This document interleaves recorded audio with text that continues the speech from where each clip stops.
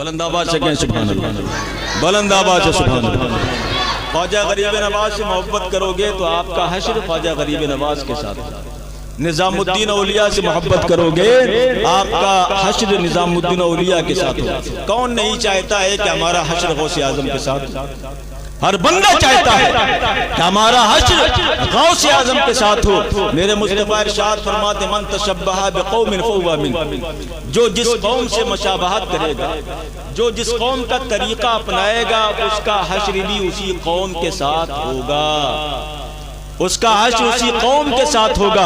تو ہمیں دیکھنا چاہیے کہ ہم کس سے محبت کرتے ہیں۔ غوث اعظم کی محفل میں آنے والوں سنو غوث اعظم کی شان کیا ہے، غوث اعظم نے کیسا تقویٰ اختیار کیا ہے، کیسی پرہیزگاری آپ نے اختیار کی ہے۔ اور غوث اعظم سے پہلے آپ سنیں، ایک نوجوان ہے کئی دنوں سے روزے پر روزہ رکھتا چلا جا رہا ہے۔ توجہ کریے گا، آپ کو میں اسی منزل تک لے کر جانے والا ہوں، بغداد کے صحراؤں میں لے کر چلوں گا، بغداد کے شہر میں آپ کی سیر کرواؤں گا۔ آپ دیکھیں ایک نوجوان دریائے دجلہ کے کنارے چلا جا رہا ہے، غور کریں مومنوں، دریائے دجلہ کے کنارے چلا جا رہا ہے۔ ایک دن روزہ رکھا افطار نہیں ہے، دوسرے دن پانی سے افطار کر لیا ہے، دوسرے دن بھی روزہ رکھ لیا ہے، روزے پر روزہ رکھتا چلا جا رہا ہے۔ ایک دن گزر گیا ہے، دو دن گزر گئے ہیں، تیسرا دن ہے روزے پر روزہ ہے، دریائے دجلہ کے کنارے چلا جا رہا ہے، اس تلاش میں ہے کہ کہیں کھانے پینے کا انتظام ہو جائے۔ پانی تو نظر آ رہا ہے لیکن کھانے کا انتظام نہیں ہے۔ اس نوجوان نے دیکھا ہے،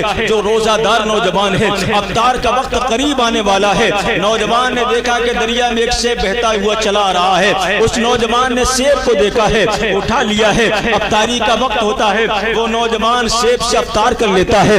جب افطار کر لیتا ہے فوراً دل میں خیال آتا ہے میں نے سیب سے افطار تو کر لیا ہے لیکن معلوم نہیں کہ سیب کا مالک کون ہے، سیب کا مالک کون ہے، میں نے سیب کے مالک سے پوچھا نہیں ہے، میں نے یوں ہی افطار کر لیا ہے۔ اب تلاش میں وہ نوجوان نکلا ہے کہ سیب کے مالک کو تلاش کیا جائے، کہیں ایسا نہ ہو یہ سیب مجھے روزے محشر مہنگا نہ پڑ جائے، یہ سیب روزے محشر مجھے مہنگا نہ پڑ جائے۔ اب سیب کے مالک کو تلاش کرنے کے لیے جب وہ نوجوان چلا ہے، دیکھا کہ ایک باغ نظر آتا ہے، اس کے ٹہنیاں دریائے دجلہ کی طرف جھکی ہوئی ہیں، دریائے دجلہ میں اس باغ سے سیب گر رہے ہیں اور دریا میں بہتے چلے جا رہے ہیں۔ اس نوجوان نے دیکھا ہے ہو نہ ہو یہی باغ کا، اسی باغ کا سیب ٹوٹ کر گرا ہے، چلو باغ کے اندر جا کر دیکھتے ہیں یہی سیب کا مالک ہوگا۔ اللہ اللہ، وہ نوجوان اندر گیا ہے، خادم نظر آیا ہے، پوچھا کہ آپ سیب کے یہ باغ کے مالک ہیں؟ خادم نے کہا کہ میں مالک نہیں ہوں، میرا آقا اندر تشریف فرما ہے، میں مالک نہیں ہوں۔ حضرت وہ نوجوان آگے بڑھا ہے، آگے بڑھتا ہے، باغ کے مالک کے قریب پہنچا ہے، باغ کے مالک کو دیکھا اللہ کی عبادت کر رہا ہے، اللہ کو راضی کرنے کی کوشش کر رہا ہے، اللہ تبارک و تعالیٰ کی عبادت میں سر کو جھکائے ہوئے ہے، نماز سے فارغ ہوتا ہے۔ یہ نوجوان ہاتھ جوڑ کر کھڑا ہو جاتا ہے اور باغ کے مالک سے کہتا ہے اے باغ کے مالک، میں تیری بارگاہ میں ہاتھ جوڑ کر کھڑا ہوں، مجھے معاف کر دے، میں نے بغیر پرمیشن کے تیرے باغ سے جو سیب گر رہا تھا، دریا میں بہتا ہوا جا رہا تھا، میں نے اس کو تیری اجازت کے بغیر کھا لیا ہے، مجھے معاف کر دے۔ اس پیارے باغ کے مالک نے جب نوجوان کی عاجزی دیکھی ہے، نوجوان کی انکساری دیکھی ہے، نوجوان کی منوانے کا طریقہ دیکھا ہے، نوجوان کی پیشانی دیکھی ہے، تو باغ کا مالک سمجھ جاتا ہے یہ کوئی دنیا کا عام انسان نہیں ہے، یہ دنیا کا کوئی عام نوجوان نہیں ہے، یہ دنیا کا کوئی عام آدمی نہیں ہے۔ وہ پیارے باغ کا مالک سمجھ جاتا ہے یہ کوئی بزرگ ہستی ہے، یہ کوئی بزرگ شخصیت ہے۔ باغ کا مالک سوچتا ہے اس نوجوان کو اور آزمانا چاہیے کہ واقعی یہ اپنا سیب جو اس نے کھایا ہے اس کو منوانا چاہتا ہے، پیارے اس کی پرمیشن مجھ سے لینا چاہتا ہے، اللہ اللہ معافی دینا، معافی مجھ سے مانگنا چاہتا ہے۔ باغ کا مالک کہتا ہے اے نوجوان، تو تیرا سیب جو تو نے میری اجازت کے بغیر کھایا ہے، لیکن میری ایک شرط ہے، اگر تو نے اس شرط کو مان لیا تو میں سیب تجھے معاف کر دوں گا۔ کہا کہ حضور دنیا کی جتنے شرطیں ہیں آپ مجھ سے منوا لیں، محشر کے دن جب پائی پائی کا حساب ہوگا، باپ بیٹے سے بھاگ رہا ہوگا، ماں بیٹی کے قریب نہیں ہوگی، بھائی بھائی سے دور ہوں گے، سورج سوا نیزے پر ہوگا، زمین تانبے کی ہوگی، انسانوں کے مغز ایسے کھول رہے ہوں گے جیسے کہ ہانڈی کھولا کرتی ہے، کہیں سایہ نہیں ہوگا، کہیں سایہ دار درخت نہیں ہوں گے، سب جل چکا ہوگا۔ پیارے وہ نوجوان کہتا ہے محشر کی تپش مجھے رلائے دے رہی ہے، محشر کا ڈر مجھے ستائے دے رہا ہے، اے بزرگ، اے باغ کے مالک، میں دنیا کی ساری شرطیں ماننے کے لیے تیار ہوں، آپ مجھے معاف کر دیں۔ وہ نوجوان سے وہ باغ کا مالک کہتا ہے اے نوجوان میری شرط یہ ہے تو باغ کی رکھوالی کر۔ آپ توجہ میری طرف کریں، آپ میری طرف دیکھیں، تو باغ کی رکھوالی کر، اور یہ کئی سالوں کی مدت ہے، باغ کے پیڑوں میں پانی دے۔ نوجوان کہتا ہے مجھے شرط منظور ہے، جو مدت طے ہوتی ہے نوجوان پانی دے رہا ہے، باغ کی رکھوالی کر رہا ہے، وہیں پر اللہ کی عبادت و ریاضت کر رہا ہے، وہیں پر اللہ کی بندگی کر رہا ہے۔ جب مدت ختم ہو جاتی ہے باغ کے مالک کے پاس نوجوان گیا ہے اور کہتا ہے حضور اب مدت پوری ہو گئی ہے، اب آپ مجھے معاف کر دیں۔ باغ کا مالک کہتا ہے اے نوجوان ایک شرط اور ابھی باقی ہے۔ کہا کہ حضور وہ شرط کون سی ہے، آپ جلدی فرمائیں۔ باغ کا مالک کہتا ہے میری ایک بیٹی ہے جو آنکھوں سے اندھی ہے، جو کانوں سے بہری ہے، جو زبان سے گونگی ہے، جو ہاتھ سے پکڑ نہیں سکتی ہے، جو پیروں سے لنگڑی ہے، جو چل نہیں سکتی ہے، اس کے ساتھ تجھے نکاح کرنا ہوگا، اس کے ساتھ تجھے عقد کرنا ہوگا، اس کے ساتھ تجھے شادی کرنا ہوگی۔ نوجوان نے سوچا ہے ہاتھوں سے پکڑ نہیں سکتی ہے، آنکھوں سے دیکھ نہیں سکتی ہے، زبان سے بول نہیں سکتی ہے، اس کی سماعتیں نہیں ہے، کانوں سے سن نہیں سکتی ہے، پیروں سے چل نہیں سکتی ہے، یہ تو دنیاوی اعتبار سے یہ بوجھ ہے، لیکن نوجوان کہتا ہے مجھے یہ بوجھ اٹھانا تو منظور ہے، میں یہ چاہتا ہوں کہ آپ مجھے سیب معاف کر دیں، میں دنیا کی تکلیفیں برداشت کر لوں گا لیکن آخرت کی تکلیف میں برداشت نہ کر پاؤں گا۔ وہ نوجوان کہتا ہے اے باغ کے مالک جو آنکھوں سے اندھی ہے، جو زبان سے گونگی ہے، جو کانوں کی سماعتیں نہیں ہے، جو ہاتھوں سے پکڑ نہیں سکتی ہے، جو پیروں سے چل نہیں سکتی ہے، ایسی لڑکی سے میں نکاح کرنے کے لیے تیار ہوں، آپ مجھے سیب معاف کر دیں۔ اللہ اللہ، آج لوگ ہزاروں غصب کر جاتے ہیں، ڈکار تک نہیں لیتے، ایک دوسرے کے مال پر، ایک دوسرے کے مکان پر، ایک دوسرے کی جائیداد پر غاصبانہ حملہ، بائی بائی کا حساب دینا ہوگا۔ وہ کیسا نوجوان تھا جو کہتا ہے ایک سیب، اس وقت اس ایک سیب کی کیا قیمت ہوگی؟ آپ توجہ کریے گا، وہ کہتا ہے مجھے یہ شرط منظور ہے، میں دنیا کی تکلیفیں برداشت کر لوں گا۔ اللہ اللہ نکاح ہو جاتا ہے، نوجوان کے لیے بتا دیا جاتا ہے کہ جاؤ وہ سامنے جو پیارے محل بنا ہوا ہے، وہ محل وہاں پر میری بیٹی موجود ہے جس کے ساتھ تمہارا نکاح کیا گیا ہے۔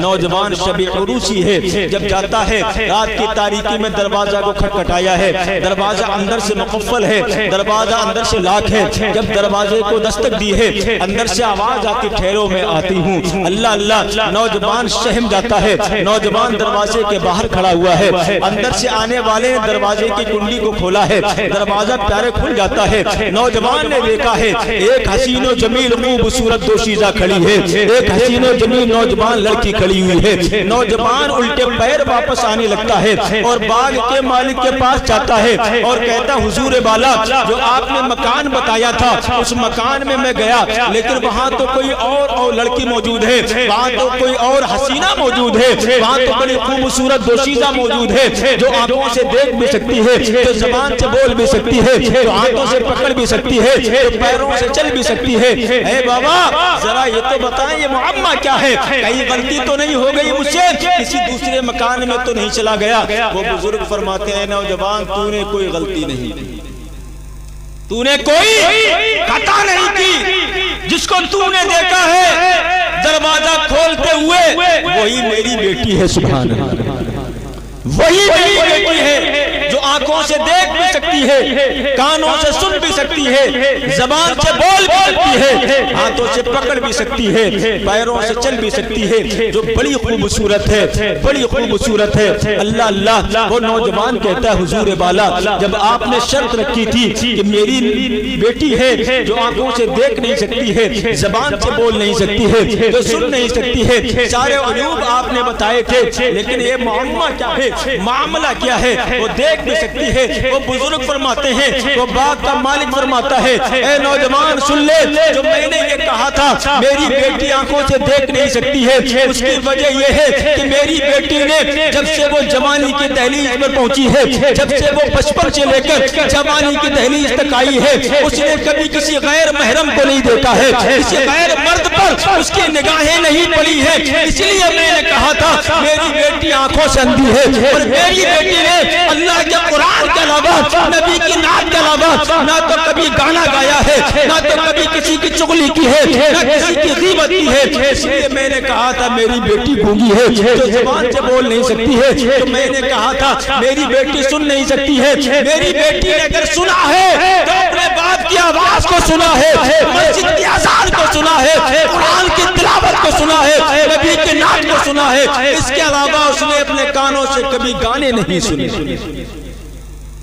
اپنے کانوں سے کبھی موسیقی نہیں سنی، اپنے کانوں سے کسی کی غیبت نہیں سنی، اپنے کانوں سے کسی کی چغلی نہیں سنی۔ اس لیے میری بیٹی کانوں سے بہری ہے۔ وہ بزرگ فرماتے ہیں میں نے جو یہ کہا تھا کہ میری بیٹی ہاتھوں سے پکڑ نہیں سکتی ہے، تو میری بیٹی نے جب ہاتھ اٹھائے ہیں اللہ کی صدا کو بلند کرنے کے لیے ہاتھ اٹھائے ہیں، اللہ اکبر کی صدائیں بلند کی ہیں، اور جب میری بیٹی نے ہاتھ اٹھائے ہیں تو قرآن عظیم کو اٹھانے کے لیے ہاتھ اٹھائے ہیں۔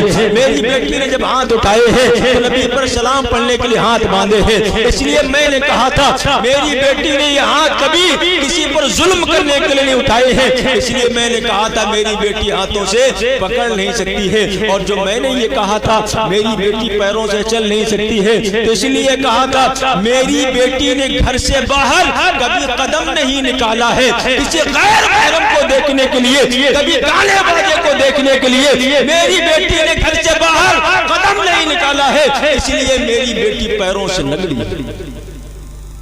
آپ اندازہ کریں جب ایسی پاکیزہ، ایسی مطہرہ، ایسی پارسہ دوشیزہ کہ جب بطن سے دنیا میں آنے والا بچہ جو دنیا میں آیا ہے اسی کو شیخ عبدالقادر جیلانی کہتے ہیں، اور جس نوجوان کے ساتھ اس دوشیزہ کی شادی ہوئی ہے وہ غوث اعظم کے والد محترم ہیں، جن کو عبداللہ حضرت ابو صالح موسیٰ دوست جنگی کہتے ہیں۔ غوث اعظم کے والد محترم ہیں ابو صالح موسیٰ دوست جنگی، جنہوں نے ایک سیب کو معاف کروانے کے لیے اللہ اتنی مصیبتیں صعوبتیں اٹھائی ہیں۔ اللہ جب ان کے وطن سے اور ان کی پشت سے جب دنیا میں بچہ آیا ہے، اللہ جب حضرت فاطمہ ام الخیر کے پیٹ سے جب دنیا میں بچہ آیا ہے تو وہ شہنشاہ اولیاء بن کر آیا ہے، تاجدار اولیاء بن کر آیا ہے، اولیاء کا شہنشاہ بن کر آیا ہے۔ جب ماں پاک باز ہو، جب مسجد کا نمازی ہو، قرآن کا تلاوت کرنے والا ہو، ان کے گھروں میں جو بچے ہوتے ہیں وہ قرآن کے قاری بن کر دنیا میں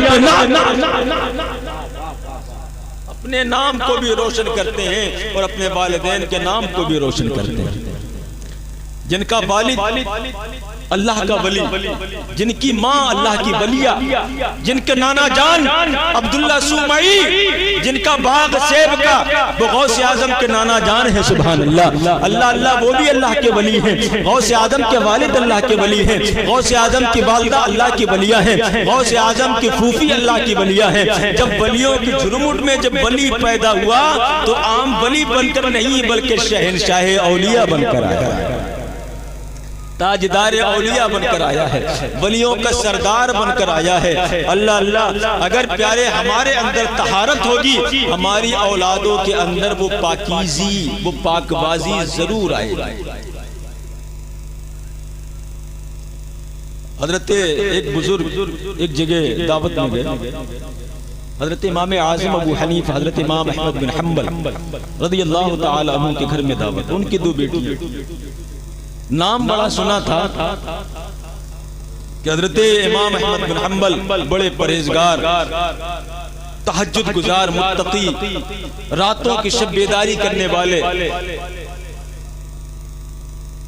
حضرت امام احمد بن حنبل پرہیزگار، حضرت امام اعظم رضی اللہ تعالی عنہ پرہیزگار، جب پیارے آپ کی اپنی بیٹیوں کے سامنے داستان سنائی، بڑے پرہیزگار ہیں، مہمان آنے والے، تو بیٹیوں کو شوق پیدا ہوا کہ ہم بھی ان کا دیدار کریں۔ رات میں انہوں نے کھانا کھایا اور بیٹیوں نے ان کی جو ہے ایک لوٹے میں پانی رکھ دیا کہ رات میں جب وہ تہجد کے لیے اٹھیں گے تو انہیں کوئی دقت پریشانی نہ ہو، کوئی پریشانی نہ ہو، وضو بنائیں گے، تہجد ادا کر لیں گے۔ رات گزر گئی، پانی جب بیٹیوں نے صبح دیکھا تو پانی پورا کا پورا موجود ہے۔ بیٹیوں نے خیال کیا کہ میرے بابا جان تو ان کی بڑی تعریف کرتے تھے کہ بڑے پرہیزگار ہیں، ساری رات اللہ کی عبادت کرتے رہتے ہیں، لیکن یہ کیا معاملہ ہے کہ ساری رات سوئے رہے، انہوں نے تہجد کے لیے بھی نہیں اٹھے۔ اگر تہجد کے لیے اٹھتے تو وضو کا پانی لوٹے میں موجود نہ ہوتا، لوٹے میں پانی موجود ہے، لوٹے میں پانی موجود ہے، لیکن پیارے رات گزر گئی، بات ہو گئی، بیٹیاں دل میں خیال کر رہی ہیں۔ جب وہ بزرگ آتے ہیں ان کے پاس، جن کی وہ بیٹیاں ہیں، ان سے کہتے ہیں کہ اے جناب ذرا یہ تو بتا دیں جو کھانا جو میں نے رات کو کھایا تھا وہ کھانا کیسے بنایا جاتا ہے، کتنی لذت میں نے کھانے میں محسوس کی ہے۔ جب میں نے پہلا لقمہ منہ میں رکھا تو ایسا لگا کہ یہ کھانا عظیم کھانا ہے، میں کھاتا چلا گیا۔ تو وہ بزرگ فرماتے ہیں جن کے یہاں وہ مہمان ہیں، وہ کہتے ہیں کہ میری بیٹیوں نے کھانا بنایا ہے، اور جب میری بیٹیاں کھانا بناتی ہیں تو قرآن عظیم کی تلاوت کرتی جاتی ہے، قرآن پڑھتی جاتی ہے، قرآن کی تلاوت کرتی جاتی ہے۔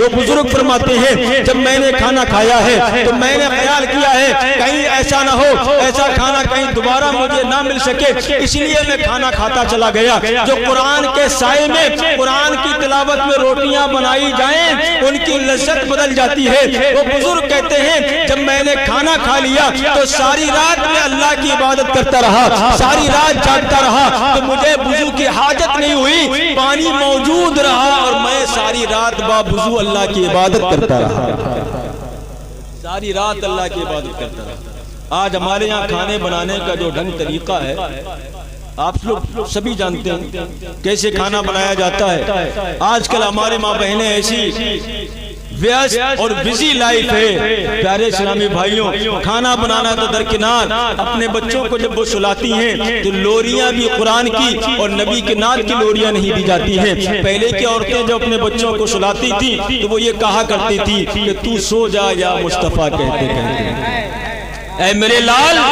تو سو جا یا مصطفیٰ کہتے کہتے، کھلے آنکھ صلی اللہ کہتے کہتے، تو سو جا یا مصطفیٰ کہتے کہتے، کھلے آنکھ صلی اللہ کہتے کہتے۔ آج یہ لوریاں ختم ہو گئی ہیں، اللہ اللہ غوث اعظم شہنشاہ اولیاء بن کر دنیا میں تشریف لائے ہیں۔ آئیے میں بات کو سمیٹتا چلوں، غوث اعظم رضی اللہ تعالی عنہ کا وقت آپ کا گزرتا چلا جاتا ہے۔ جب آپ جوانی کے دہلیز پر پہنچے ہیں، آپ کو فریق فراغت جب آپ نے حاصل کر لی ہے، جب واعظ و نصیحت کرنے لگتے ہیں، بغداد کے منبر پر بیٹھے ہوئے ہیں، تقریر فرما رہے ہیں، 70,000 کا مجمع موجود ہے۔ آپ توجہ کریے، آخری بیان، آخری باتیں، 70,000 کا مجمع موجود ہے۔ پہلے مائکروفون نہیں چلتا تھا، یہ مائک سسٹم پہلے نہیں تھا۔ غوث اعظم کی یہ کرامت، غوث اعظم جب مجمع میں بیان فرماتے تو پیارے جو پہلی سب میں بیٹھنے والا آدمی جتنی آواز میں سنا کرتا تھا اتنی ہی آواز میں آخر میں بیٹھنے والا بھی سنا کرتا تھا، سبحان اللہ۔ اور مجمع اتنا چھوٹا نہیں ہوتا، 70,000 کا مجمع ہوتا۔ کتنے ہزار کا؟ 70,000 کا مجمع۔ غوث اعظم جب پہلے ہفتے میں ایک دن تقریر کرتے تھے، لوگوں کا اصرار بڑھا تو آپ 2 دن تقریر کرنے لگے۔ جب ہجوم لوگوں کا آنے لگا تو غوث اعظم پورے ہفتے تقریر فرمایا کرتے تھے، وعظ و نصیحت کرتے تھے۔ آپ کی محفل میں بیٹھنے والے عام انسان نہیں بلکہ عام انسان بھی ہوا کرتے تھے، اور اللہ کے ولی بھی موجود ہوا کرتے تھے۔ اور اللہ کے ولی جو حیات ہوتے تھے وہ تو جسموں کے ساتھ آتے تھے، اور اللہ کے وہ ولی جو دنیا سے رخصت ہو چکے ہوتے ہیں وہ بھی اپنی روحوں کے ساتھ موجود ہوتے تھے، سبحان اللہ۔ غوث اعظم تقریر فرماتے 70 ہزار کا مجمع، اور جب مجمع آپ تقریر ختم کرتے تھے، تقریر کے بعد آپ کے مجمع سے کئی لاشیں اٹھا کرتے تھے. ایسا وجد میں لوگ آ جاتے تھے، ایسا وجد میں آتے تھے لوگ کہ لاشیں آپ کے مجمع سے اٹھا کرتی تھی. لوگ غش کھا کر بے ہوش ہو جاتے تھے. سینکڑوں کی تعداد میں لوگ گناہوں سے توبہ کر لیا کرتے تھے. غوث اعظم کے ہاتھ پر بیعت ہو جایا کرتے تھے. یہ شان غوث اعظم کی ہے. اللہ اللہ آپ کے مرید اور خلیفہ حضرت علی بن حیتی ہیں. غوث اعظم رضی اللہ تعالی عنہ بیان فرما رہے، آپ وہاں موجود ہیں، غوث اعظم کے ممبر کے سامنے بیٹھے ہوئے. آپ سمجھ میں آ رہی بات؟ بلند آواز سے کہیں سبحان اللہ. نیند آ رہی ہے؟ بلند آواز سے کہیں سبحان اللہ. غوث اعظم کی بارگاہ میں آپ کے خلیفہ حضرت علی بن حیتی بیٹھے ہوئے ہیں، آپ کے مرید بھی اور خلیفہ بھی. غوث اعظم تقریر کر رہے ہیں، مجمع بیٹھا ہوا ہے، 70 ہزار کا مجمع ہے. اور جب غوث اعظم کے وہ مرید اور خلیفہ آپ کی بارگاہ میں سامنے بیٹھے ہوئے ہیں، غوث اعظم تقریر کرتے ہیں، اتنے میں ان کو نیند آ جاتی ہے. حضرت علی بن حیتی نیند آئی، غوث اعظم رضی اللہ تعالیٰ عنہ کھڑے ہو جاتے ہیں، ممبر سے کرسی سے کھڑے ہو جاتے ہیں. جب غوث اعظم کھڑے ہوئے تو 70 ہزار کا مجمع کھڑا ہو جاتا ہے. غوث اعظم کھڑے ہوئے اور علی بن حیتی کے سامنے ہاتھ باندھ کر کھڑے ہوئے اور یہ صدا لگاتے ہیں، الصلاۃ والسلام علیک یا رسول اللہ. بلند آواز سے کہیں سبحان اللہ. شیخ عبد القادر جیلانی صدا لگاتے ہیں، الصلاۃ والسلام علیک یا رسول اللہ، الصلاۃ والسلام علیک یا نبی اللہ، الصلاۃ والسلام علیک یا حبیب اللہ. غوث اعظم سلام پڑھ رہے ہیں، علی بن حیتی کے سامنے ہاتھ باندھے کھڑے ہوئے ہیں، 70 ہزار کا مجمع کھڑا ہوا ہے. اللہ اللہ اتنی دیر میں علی بن حیتی کی آنکھ کھل جاتی ہے. جب علی بن حیتی نے دیکھا ہے، اپنے پیر و مرشد کو دیکھا ہے کہ آپ کے سامنے کھڑے ہوئے ہیں، دونوں ہاتھ باندھے کھڑے ہوئے ہیں، اور فوراً وہ پیارے کھڑے ہو جاتے ہیں اور عرض کرتے ہیں، حضور بالا آپ منبر سے اتر کر میرے سامنے ہاتھ باندھ کر کیوں کھڑے ہوئے ہیں؟ اللہ اللہ. غوث اعظم رضی اللہ تعالی عنہ فرماتے ہیں، تم نیند میں تھے. غوث اعظم کے وہ خلیفہ اور مرید کہتے ہیں، اے پیارے شیخ عبد القادر جیلانی، اے میرے شیخ، اے میرے پیر و مرشد، اے پیرانے پیر دستگیر روشن ضمیر، اے شیخ عبد القادر جیلانی، جب میں غنودگی میں آ گیا، جب میں نیند میں آ گیا، میرا آنکھیں تو بند ہوئی لیکن قسمت کا ستارہ جاگ اٹھا، میرے مصطفیٰ میرے خواب میں تشریف لے آئے. حضرت علی بن حیتی کہتے ہیں، نبی پاک میرے خواب میں تشریف لائے. حضرت شیخ عبد القادر جیلانی فرماتے ہیں، اے میرے مرید تو مجھے بتانے کی تجھے ضرورت نہیں ہے، جو نبی پاک تیرے خواب میں تشریف لائے تھے، جو تو خواب میں نبی کو دیکھ رہا تھا، اس نبی کو میں جاگتے ہوئے دیکھ رہا تھا، تو خواب میں ملاحظہ کر رہا تھا. میں منبر پر جو بیٹھا ہوا تھا، میں نے دیکھ لیا تھا کہ میرے مصطفیٰ تیرے خواب میں تشریف لائے ہیں. جو میں منبر سے اتر کر تیرے سامنے جو کھڑا ہوا، میں نبی پاک کو سلام پیش کر رہا تھا. میں نبی کو سلام پیش کر رہا تھا. اللہ کے نبی تیرے خواب میں تشریف لائے، تجھے خواب میں اپنا دیدار کرایا، مجھے نبی پاک نے بیداری میں دیدار کرایا ہے، میں نے نبی کو بیداری میں دیکھا ہے. یہ شان غوث اعظم رضی اللہ تعالی عنہ کی ہے. اللہ اللہ. غوث اعظم رضی اللہ تعالی عنہ کا تقوی کا یہ عالم ہے. غوث اعظم نے صرف کرامتوں کا ظہور نہیں کیا ہے، تقوی اور پرہیزگاری کا عالم یہ ہے. اے غوث اعظم کی محفل میں بیٹھنے والے لوگوں سن لو، غوث اعظم نے 15 سال تک ایک پیر پر کھڑے ہو کر قرآن عظیم کی تلاوت کی. رات کو آپ کھڑے ہو جاتے تھے، دیوار میں ایک میخ لگی ہوتی تھی، کیل جس کو کہتے ہیں، اس کیل کو پکڑ لیتے تھے اور 2 رکعت کی نیت باندھ دیتے تھے. 2 رکعت کی نیت باندھی، الحمد شریف سے شروع کیا اور ساری رات میں قرآن عظیم والناس تک مکمل فرما دیا. یہ عمل ایک دن نہیں چلا، یہ عمل ایک ہفتہ نہیں، یہ عمل 2 مہینہ نہیں، بلکہ 15 سال تک متواتر. شیخ عبد القادر جیلانی ایک پیر پر کھڑے ہو کر قرآن عظیم کی تلاوت کرتے رہے. آپ دونوں پیر پر کھڑے ہو کر نہیں پڑھ پاتے.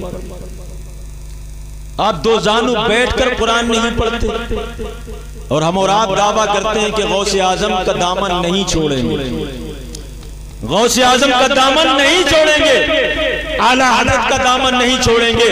ارے پہلے غوث اعظم کا دامن پکڑو، اس کے بعد کہنا نہیں چھوڑیں گے۔ ہم اور آپ نے دامن پکڑا ہے تو ناچنے گانے والوں کا دامن پکڑا ہے۔ اگر غوث اعظم کا دامن پکڑا ہوتا تو ہم مسجد کے نمازی ہوتے، غوث اعظم کا دامن اگر پکڑا ہوتا تو ہم قرآن کی تلاوت کرنے والے قاری ہوتے، غوث اعظم کا دامن اگر ہم نے پکڑا ہوتا تو ہم برائیوں سے بچے ہوتے۔ غوث اعظم رضی اللہ تعالی عنہ نے عشاء کے وضو سے فجر کی نماز 40 سال تک مسلسل پڑھی ہے۔ سبحان اللہ۔ عشاء میں وضو بناتے تھے، ساری رات اللہ کی عبادت کرتے تھے، ساری رات خدا کو مناتے، یہاں تک کہ صبح فجر کی نماز کا وقت ہو جاتا۔ اور یہ ایک دن دو دن نہیں بلکہ ساری رات آپ 40 سال تک اللہ کی عبادت کرتے رہتے۔ ہم ہفتے میں نہیں جا پاتے، نہ جانے کتنے لوگ ہیں جو جمعہ تک کی نماز نہیں پڑھتے۔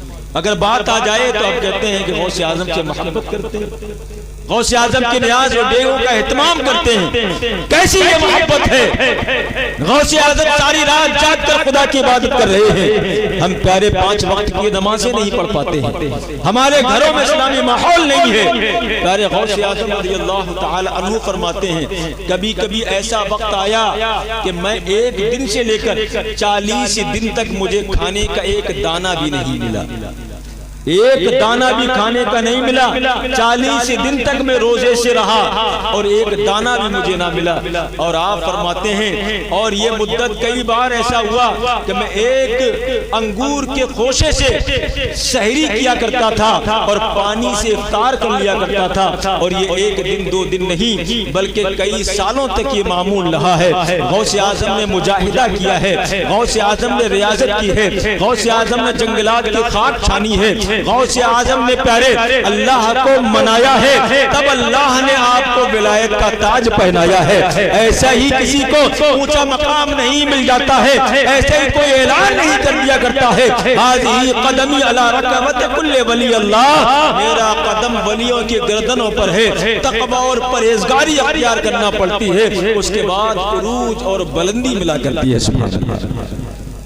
ہم غوث اعظم کی کرامتیں سنتے ہیں لیکن غوث اعظم کا تقویٰ بھی سنو، غوث اعظم کی پرہیزگاری بھی سنو اور اس پر عمل پیرا ہو جاؤ۔ غوث اعظم جنگل میں، آخری بات سن لیں، غوث اعظم کئی دنوں سے روزے پر روزہ رکھتے ہیں، دیکھا کہ آسمان پر پانی بھی نہیں ہے، آسمان پر بادل آتا ہے اور پیارے بادل سے آواز آتی ہے اے شیخ عبد القادر جیلانی اب آپ کو نماز پڑھنے کی ضرورت نہیں ہے، اب آپ نماز نہ پڑھا کریں، میں تمہارا رب بول رہا ہوں، میں تمہارا خدا بول رہا ہوں، اے عبد القادر جیلانی میں نے تم پر نمازیں معاف کر دی ہیں، تمہارے اوپر نمازیں معاف ہیں۔ غوث اعظم نے آسمان کی طرف نظر اٹھائی ہے اور فرمایا ہے لا حول ولا قوت الا باللہ العلی العظیم، اے شیطان مردود تو مجھے بہکانے کی کوشش کر رہا ہے، جب نبی پاک پر نماز معاف نہیں ہے تو غوث پر نماز کیسے معاف ہو سکتی ہے؟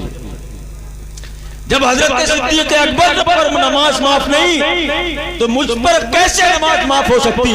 جب فاروق اعظم پر نماز معاف نہیں تو مجھ پر نماز کیسے معاف ہو سکتی؟ کسی پیغمبر پر نماز معاف نہیں، کسی صحابی پر نماز معاف نہیں۔ غوث اعظم کہتے کہ تو شیطان ہے، تو مجھے بہکانے کی کوشش کر رہا ہے۔ تو بادل کا ٹکڑا آتا ہے، اس میں سے دھواں ہوئی دھواں نظر آتا ہے، جب آپ نے لا حول پڑھا ہے تو پیارے دھواں ہو جاتا ہے، پھر آواز آتی ہے اے عبد القادر جیلانی تجھے تیرے علم نے بچا لیا ہے، تجھے تیرے علم نے بچا لیا ہے، اور میں نے 70 ایسے ولیوں کو گمراہ کر دیا ہے، اس مقام پر میں نے 70 ولیوں کو گمراہ کر دیا ہے۔ غوث اعظم شیخ عبد القادر جیلانی فرماتے ہیں اے مردود سن لے، اگر کسی کا علم کسی کو بچاتا، اے مردود تجھے تیرا علم بچا لیتا، جب تیرا علم تجھے نہ بچا سکا، مجھے میرے علم نے نہیں بلکہ میرے خدا نے بچا لیا۔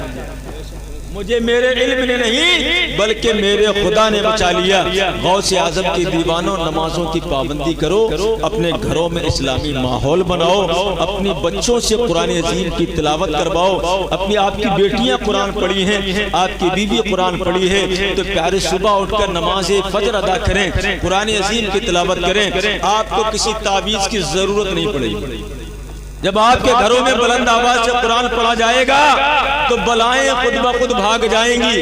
جہاں قرآن پڑھا جاتا ہے وہاں شیطان نہیں آتا ہے، وہاں ملعون نہیں آتا ہے، بلائیں بھاگ جاتی ہیں۔ آپ قرآن عظیم کی تلاوت اپنے گھروں میں کروائیں۔ قرآن عظیم جب آپ کے گھروں میں پڑھی جائے گی تو پیارے شیطان آپ کے گھر میں داخل نہیں ہو سکتا ہے۔ اپنے بچوں کی پرورش ایسی کریں تاکہ آپ دین کے ماحول میں پرورش کریں گے تو یہی بچے آپ کا ادب کرنے والے بنیں گے، ماں باپ کا احترام کرنے والے بنیں گے۔ اور اگر آپ نے موبائلوں کے ذریعے سے بچوں کی پرورش کری تو پیارے یہ بچے جب جوان ہوں گے تو آپ کے بے ادب اور گستاخ بن کر آپ کے سامنے گستاخی کریں گے، بے ادبی کریں گے۔ اس لیے جتنا ہو سکے اپنے معصوم چھوٹے بچوں کو موبائلوں سے بچائیں، ان کی زندگی برباد نہ کریں۔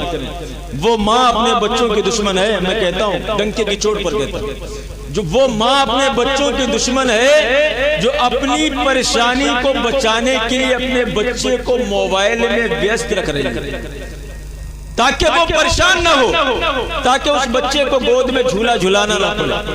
موبائل میں جو اپنے بچوں کو بزی رکھتی ہیں کل کو وہ ضرور پچھتائیں گی۔ آپ غوث اعظم کی محفل میں یہ بات میں کہہ رہا ہوں، مائیں اور بہنیں بیٹھی ہوئی ہیں، اپنے بچوں کی زندگی برباد نہ کریں، ان کے سامنے قرآن کی تلاوت کیا کریں۔ بچہ جب پیارے بچپن میں جو قرآن سنا کرتا ہے اور پیارے جب جوان ہوگا انشاءاللہ وہ قرآن پڑھنے والا ضرور بنے گا۔ غوث اعظم کی ماں 18 پاروں کی حافظہ تھی، آپ کو معلوم ہے؟ جب غوث اعظم پیدا ہوئے تھے، جب آپ مدرسے میں گئے تو استاد نے کہا کہ بیٹا پڑھو اعوذ باللہ من الشیطان الرجیم۔ آپ نے اعوذ باللہ پڑھی، استاد نے کہا پڑھو بیٹا بسم اللہ الرحمن الرحیم۔ آپ نے بسم اللہ پڑھی، استاد نے کہا الحمدللہ رب العالمین۔ غوث اعظم پڑھتے چلے گئے، الحمد پوری پڑھی بغیر دیکھے، الف لام پوری پڑھ دی بغیر دیکھے، پہلا پارا پورا پڑھ دیا بغیر دیکھے۔ استاد حیرت زدہ ہے، ابھی یہ 4 سال 4 ماہ 4 دن کا بچہ ہے،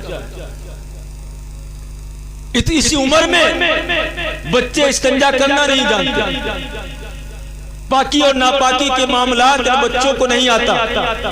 یہ بچہ پورا پارا سنا چکا، غوث اعظم نے ایک پارا سنا دیا، دوسرا پارا سنا دیا، تیسرا پارا سنا دیا، یہاں تک کہ شیخ عبد القادر جیلانی نے 18 پارے اپنے استاد محترم کو سنا دیے۔ سبحان اللہ، استاد حیرت زدہ ہے، حیرت میں ڈوب جاتا ہے اور کہتا ہے کہ بیٹا اور آگے پڑھو۔ شیخ عبد القادر جیلانی فرماتے ہیں اے استاد محترم اب اس سے آگے میں نہیں پڑھ سکتا۔ کہا کہ بیٹا کیوں نہیں پڑھ سکتے؟ تو پیارے آپ فرماتے ہیں اے استاد محترم میری ماں 18 پاروں کی حافظہ تھی اور میں نے یہ 18 پارے ماں کی پیٹ میں یاد کیے ہیں۔ سبحان اللہ، اور میری ماں 18 پاروں کی حافظہ جب تک 18 پاروں کی تلاوت نہیں کر لیتی تھی، قرآن عظیم کی تلاوت نہیں کر لیتی تھی، اس وقت تک دنیا کا کوئی کام نہیں کیا کرتی تھی۔ غوث اعظم فرماتے ہیں اے استاد محترم میں نے اپنے ماں کے پیٹ سے 18 پاروں کا میں حافظ بن گیا۔ اب غور کریں، جب ماں کے پیٹ میں جو ماں دنیا میں جو حرکت کرتی ہے نا، بچہ پیٹ کے اندر ساری حرکت کو محسوس کرتا ہے۔ ماں اگر موبائل دیکھ رہی بچہ پیٹ کے اندر محسوس کر رہا۔ غوث اعظم 18 پاروں کے حافظ قرآن ہو کر دنیا میں تشریف لائے۔ آپ یہ مت سمجھیے کہ یہ چھوٹا بچہ یہ کیا اس کے اندر کیا سمجھ، یہ تو ابھی 2 سال اور 1 سال کا نہیں پیارے۔ بچوں کے اندر جیسے وہ دنیا میں آنے سے پہلے ہی اللہ انہیں عقل دیتا ہے، دنیا میں آنے کے بعد ان کی سمجھ بڑھتی چلی جاتی ہے۔ اس لیے پیارے اپنے بچوں کی پرورش بہتر ڈھنگ سے کریں، انہیں موبائل کا کھلونا نہ دیں، پیارے انہیں قرآن کی لوریاں سنائیں، نبی کے نعت سنائیں، کلمہ طیب کا ورد ان کے سامنے کیا کریں، درود پاک کا ورد کیا کریں۔ انشاءاللہ العزیز یہ بچے جب آگے بڑھیں گے تو عالم دین بنیں گے، حافظ قرآن بنیں گے، آپ کا ادب کرنے والے بنیں گے۔ اللہ سے دعا کریں غوث اعظم کی محفل میں جتنے سر شام سے لے کر ابھی تک بیٹھے ہوئے لوگ آئے ہیں، غوث اعظم ملاحظہ فرما رہے ہیں، یا اللہ تیری بارگاہ میں دعا ہے تمام کی حاضری کو اللہ قبول فرما لے اور اللہ تمام کے نیک مقصدوں میں کامیابی عطا فرما دے۔ وآخر دعوانا ان الحمدللہ رب العالمین۔ السلام علیکم ورحمۃ اللہ وبرکاتہ۔